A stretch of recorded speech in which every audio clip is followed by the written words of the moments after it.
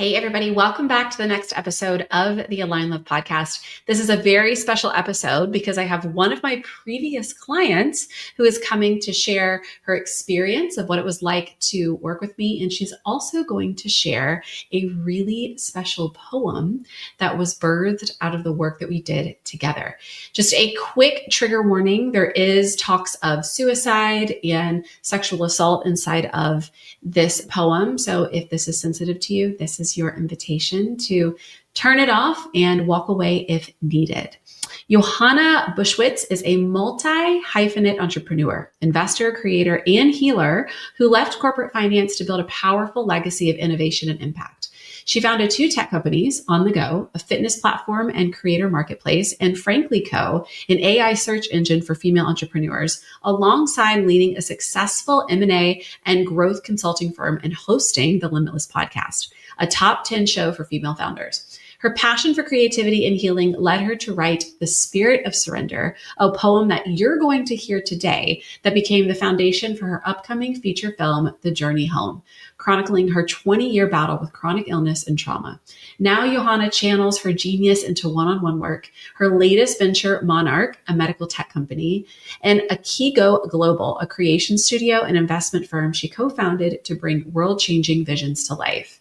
Johanna is such a light, and I cannot wait to have you hear all about her experience working together and this beautiful poem that was birthed from our work together. So without further ado, let's jump right in. Johanna, welcome to the show. Thank you. Thank you so much for having me. I'm excited for us to chat because you showed up, gosh, was it a week ago? 2 weeks ago, maybe?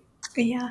And shared something that you're going to share on the podcast today, which is this beautiful poem that you have created as a result of doing the work that you and I did together. Yes. And all of the women who are currently in the collective and in home were able to hear this magic that poured out of you as a result of this work. And so I'm so excited to not just talk about where this work has led you, but also what was created as a result of it. And I think, it's interesting because there was this moment with you when you came in and we started working together. You were this like mega high achieving, wildly successful woman, which you still are, but there was this whole crumbling and deconstruction of who you were. And now it's so beautiful to see you on the other side, which is just this like embodied, soft, just resilient woman that really, truly knows in her soul what is meant for her. And I'm excited to talk about that today. So welcome to the show. I'm excited to have you. Thank you. And yeah, I mean, it's definitely been a wild journey from when we started working together up until now. It's been so many different things, just all of it kind of coming together in ways I never thought was possible. So thank you for your work. Oh my gosh, of course. I'm so honored to have walked alongside you on it. So let's start before we jump straight into this magical poem that you've created. Talk a little bit about where you were before we started working together. What did it look like before you really dove into the nervous system work?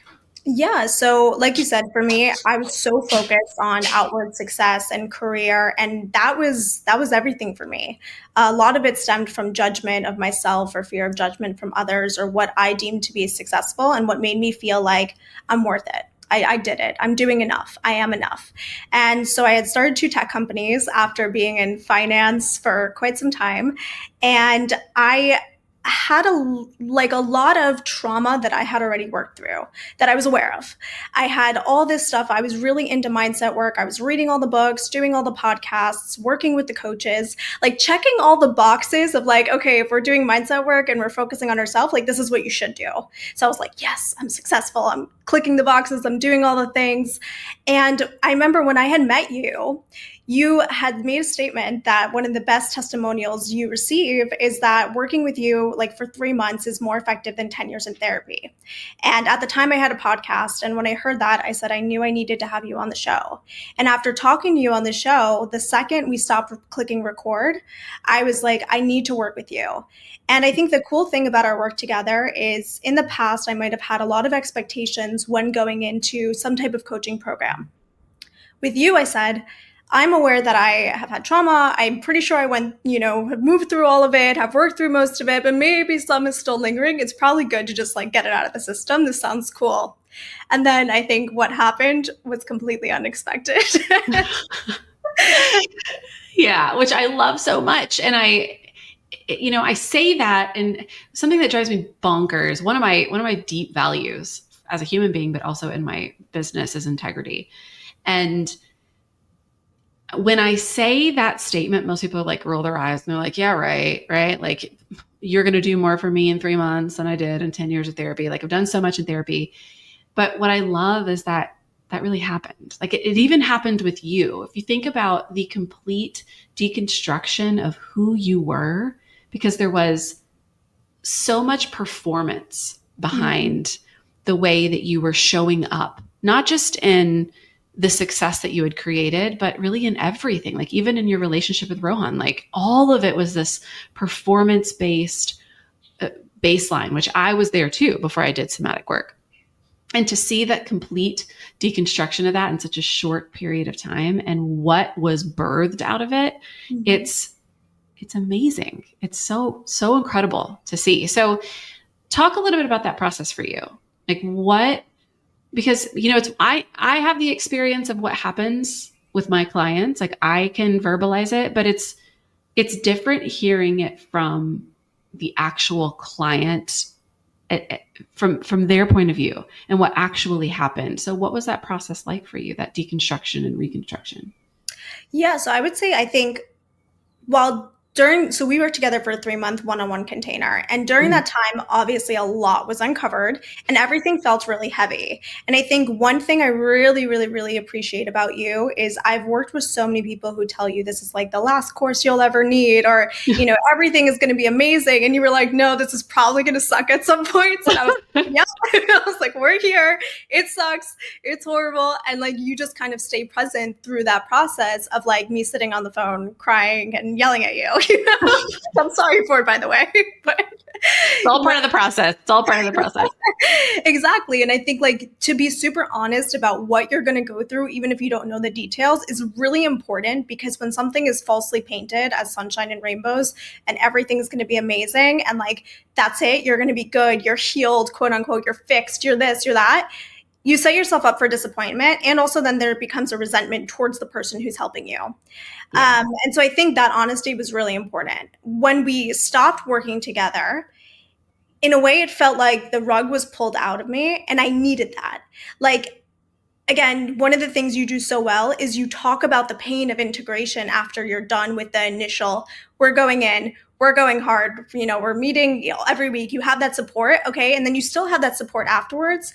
But the transition and all that transformation, I think the hardest part of the work, and sometimes the most powerful, happens after the fact, after you're done, after you don't have that weekly check-in, and it's like, yes, it's nice to know you have that support, but almost like taking those guardrails off is what allows you to fly, even though you feel like you're falling, like completely falling. Yeah. Well, you know what it forces you to do? And it's funny because I was just having a conversation about this earlier. It forces you to actually use the tools that you have learned in the somatic work that we've done together, because I can do renegotiation work. But what happens is that your body starts to get familiar with the tools it needs to regulate certain survival patterns. But sometimes when there's someone there holding you in an intimate one-on-one container, you forget about using the tools until, in a lot of ways, that pacifier is let go of, and you have to start titrating on your own. Like, oh wow, no, I remember what it feels like to trace this feeling of anxiety that's in my chest. I know how to slow it down. I know how to ask my body, what do I need to know? What do you need to tell me? What do I need to do to remove this? And I think that is what was so beautiful about seeing you evolve, was that we did some really deep work together inside of our one-on-one container. And we had little checkpoints after that. And every time we had those checkpoints, it was like I was seeing this new version of Johanna start to emerge and evolve. And so kudos to you too, because it's, I often say there are some women that stay in my containers for an extended period of time. right? And there's always new levels to uncover and heal and shift into new expanded versions of you. But if you're in one container for years upon years upon years, the practitioner you're working with isn't doing their job. Mm-hmm. Right? But it does require you taking the reins and saying, okay, I'm going to apply this now that this person isn't sitting in front of me and guiding me through it.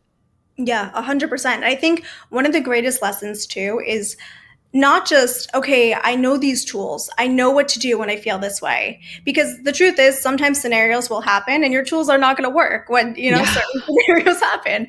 And I think just knowing that at that point that you're actually okay and that you can sit with this and you can handle whatever comes up, good or bad, like all the spectrums of the human emotions, and you're like, hey, I can actually be here through things maybe you thought you never would be able to survive through or get past. And I think that's probably one of the greatest things that you can take away from that, because it's not just the toolbox, it's being able to actually integrate every single thing with that knowledge, with that baseline, with that sense of safety of like, hey, I can actually hold this no matter what, even if all my tools don't work today. That's okay. Yeah. So beautiful. Ladies, let's talk about something we don't hear enough about: options. For years, I thought that love, marriage, and babies had to happen on a set timeline. But here's the truth. Your timeline, it's yours to create. And that is why I have made the decision to freeze my eggs with Tennessee Fertility Institute, because having choices is power. Whether you're focusing on your career, waiting for the right partner, or simply want to give yourself peace of mind, fertility preservation lets you take control of your future on your terms. If you have ever wondered if egg freezing is right for you, this is your sign. Tennessee Fertility Institute makes the process simple, supportive, and designed for you. You can book your free consult today at tnfertility.com/contact-us. Again, that is tnfertility.com/contact-us, because your future deserves options. So I want to make sure that we have enough time, because I want you to read. Are you okay reading your poem on the show today? I'm home. Oh, you are? Okay. And you're okay to read your poem?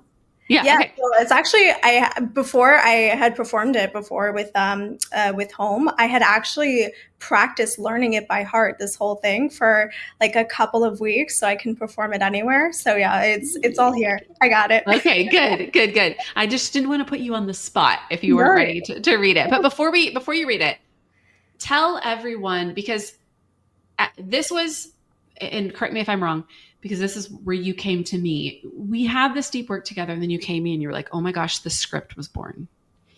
And I have to tell you about it. And then from the script, the poem was born.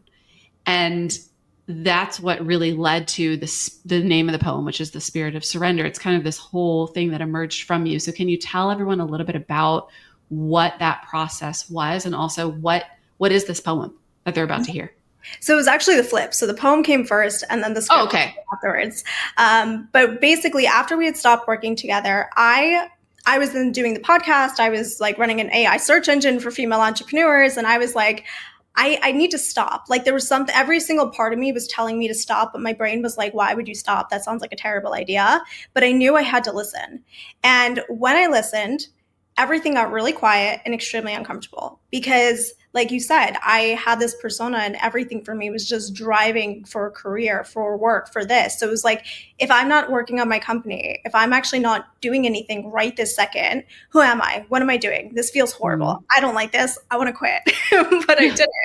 I leaned into it. And slowly, different things started happening. I started hearing rhymes in my head, which I thought was really weird, like extremely strange, because I was never into poetry. It's beautiful and amazing, but it was never something I thought of. And then one day I remember I was like having such a bad day, and I was like, you know what? Today's the day. Like, I'm just going to sit down and watch TV. Like, I'm done. Like, we're going to go on Netflix. We're going to stay here for a few hours. Nothing. And I just randomly put on this show that I never heard of. And in the first episode, this girl is performing the most beautiful poetry I've ever heard. And I was like, I didn't even know poetry sounded like that. The next day, I started seeing poetry on my Instagram feed. Again, these creators never came up. And I was like, okay, not sure what's happening here, but we're going to go with it.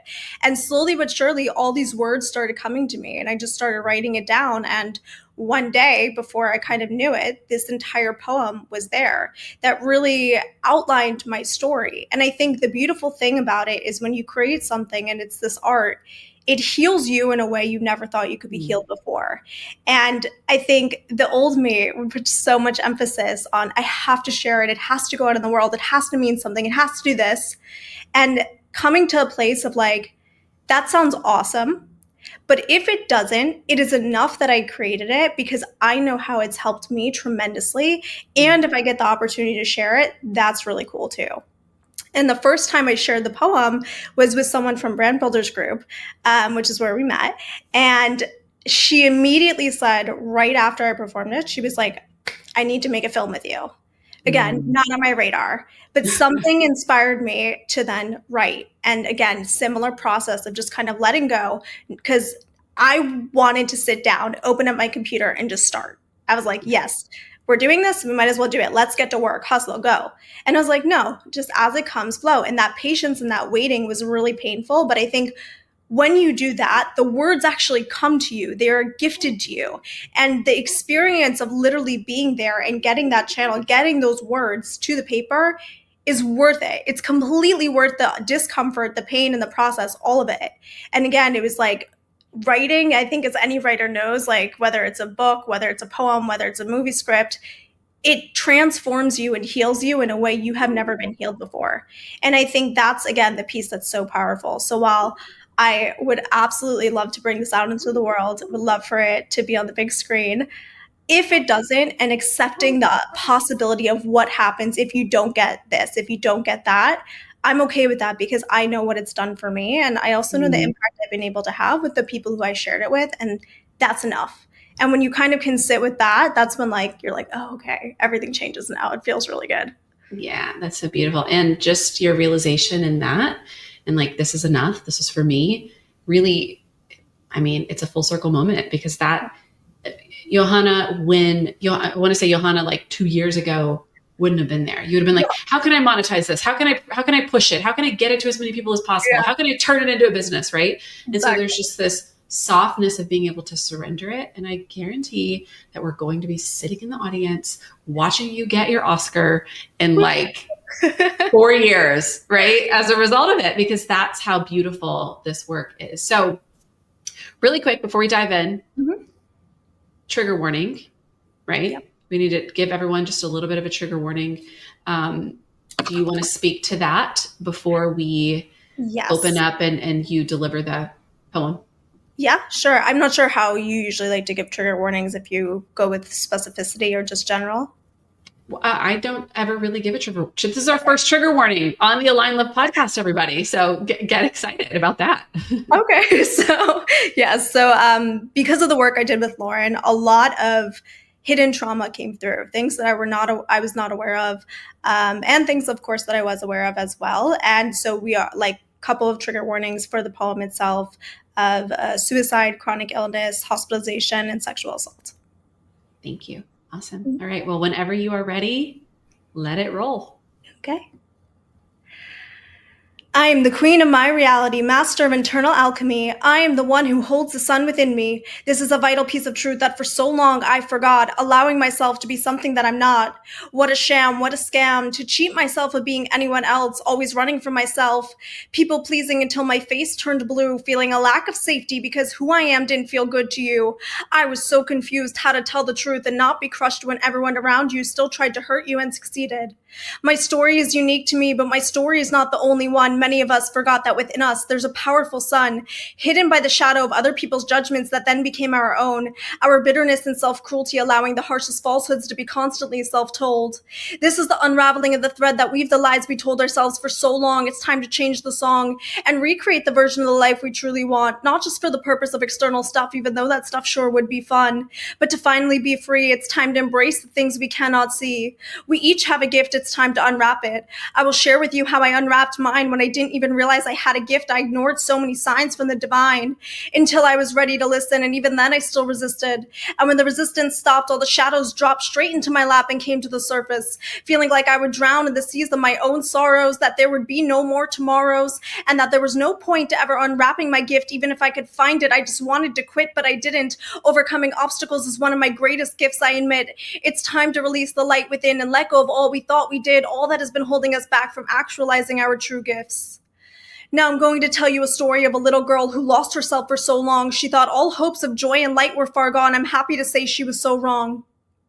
Her world was filled with people telling her to be something she was not, and she forgot that she had her own choice because she lost her own voice, speaking words that others wanted, turning her own thoughts into self-proclaimed blasphemy, choosing false senses of safety and security, silencing herself as the people around her wanted her to follow their word blindly, leading with a false sense of authority, tighter knit than a sorority, because if the truth came out of what they had done to that poor little girl, heads would swirl and be cut off.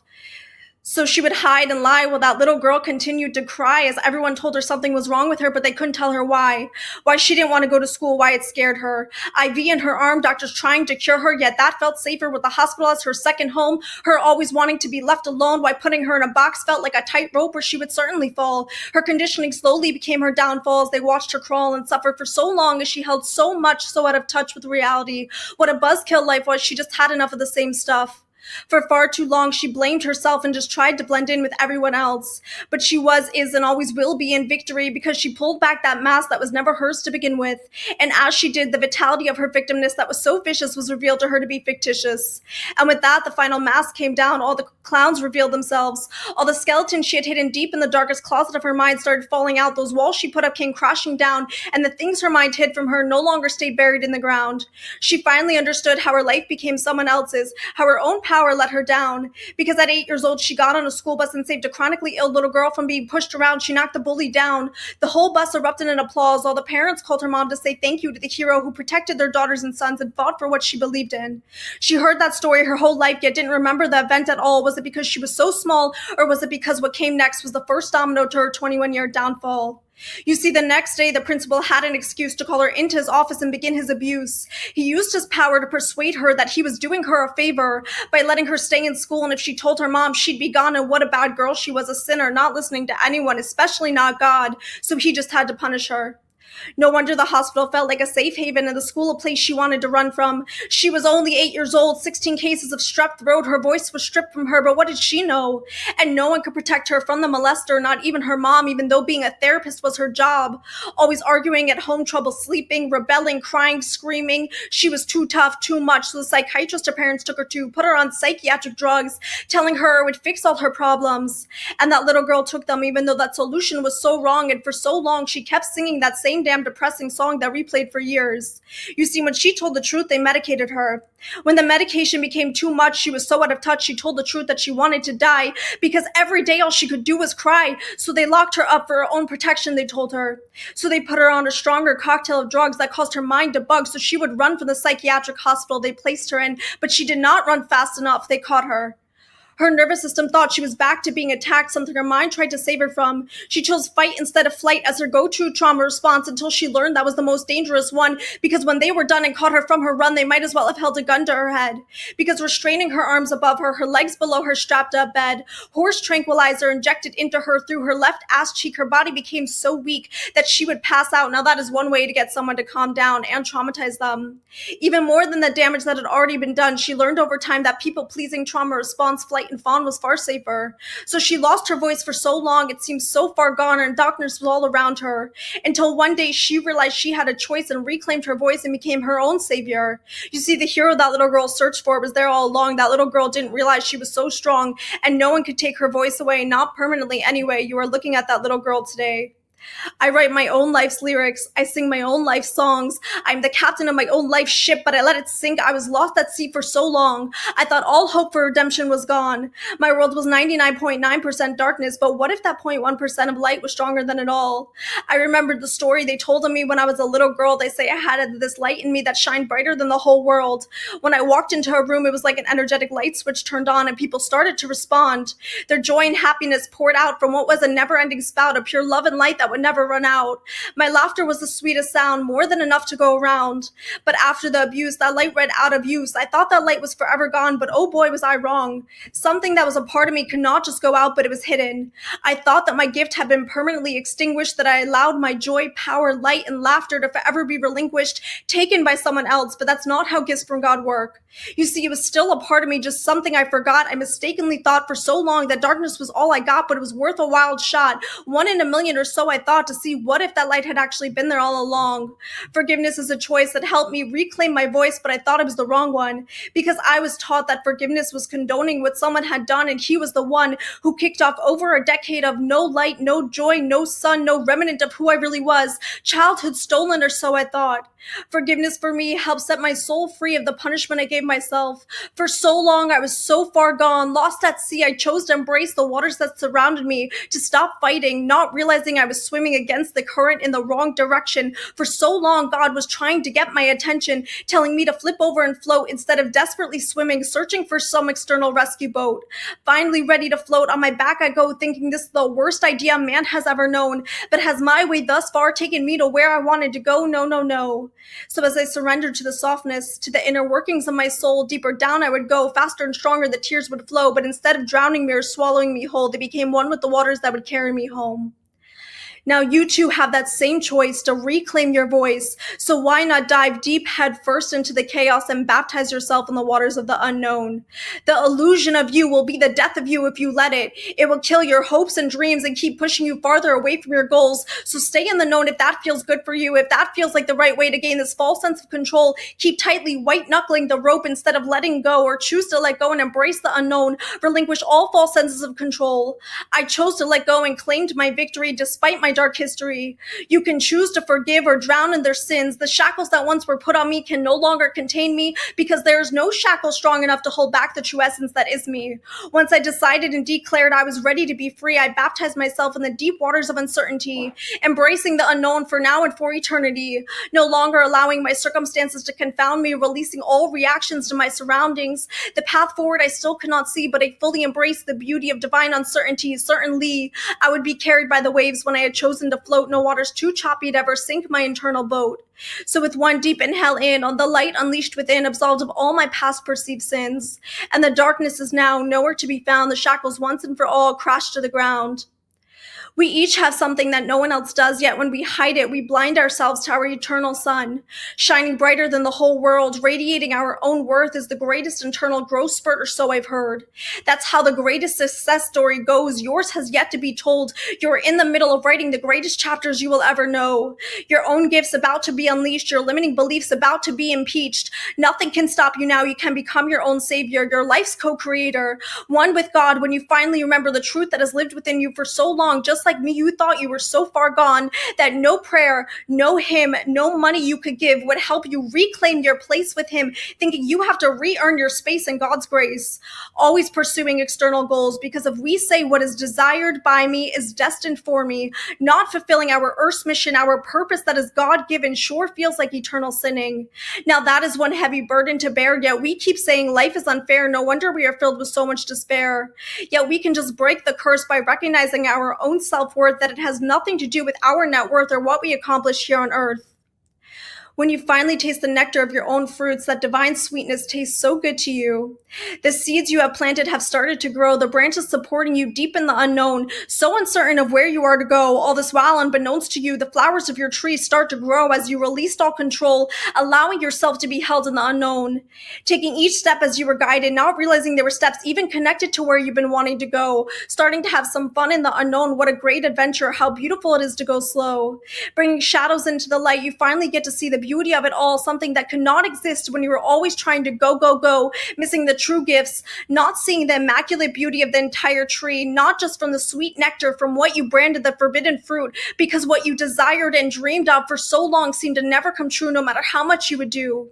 But as you allow your tree of life to support you, the leaves to be your shade to cover you and protect you, the soil to nurture you, you stop hyper focusing on bearing fruit, because all you can feel is the endless love being given to you, what fun life can be no matter what obstacles may come to you, for you have everything you could ever need. It has always existed within you. With each inhale in, all the light releases within, absolved of all your past perceived sins. No external or self-proclaimed shackle could ever contain the joy, the laughter, the endless light, the essence that is you.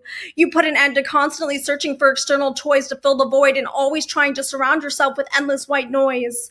No more defending yourself from the sound of silence, finally allowing the silence to flood your space within, because the silence is when you can finally hear that beautiful voice, gifted the ability to make that beautiful choice to forgive yourself, to forgive the world, to forgive God, to forgive all the pain that has ever washed over you, all the suffering you caused yourself, all the suffering you caused everyone else, and all injustice that has ever been done to you, all the wrongful cards you've ever been handed. You finally get to make your own deck, be the dealer that deals the greatest hand ever dealt, letting go of all circumstances, quote unquote, out of your control, the external world no longer yours to force into a mold, letting go of all past perceived definitions of control, no longer just doing what you've been told, letting go of all the grudges you told yourself you would always hold, letting go of all outcomes, all dreams that you falsely believed would set your soul free, and realize you are already free. With every breath, every rise of your chest, every illusion starts to crumble and fall, recognizing yourself for the first time, realizing you truly have it all, that life is the biggest blessing in them all. And with that realization, you finally see that the magic that makes me is different than the magic that makes you, but your magic is magic too. So why can't we all be magicians together? Different flavors, same stuff. Your show's uniqueness is what makes it so fun. It's what makes your beautiful rays of your eternal sun. Who you are is nature too, and my dear, it looks so good on you. Your nectar is the sweetest juice because it is the most perfect flavor for you. Now, the funny thing is, you nurture the soil that bore your tree of life. The tears you shed watered the soil. The skin of your false self that you let go of fertilized your holy ground, proudly wearing your unique crown. And before you know it, you will see with your very own eyes and rejoice in sweet surprise that your tree has bared fruit. Look at what glory it has produced when you continue to let go and embrace your truth.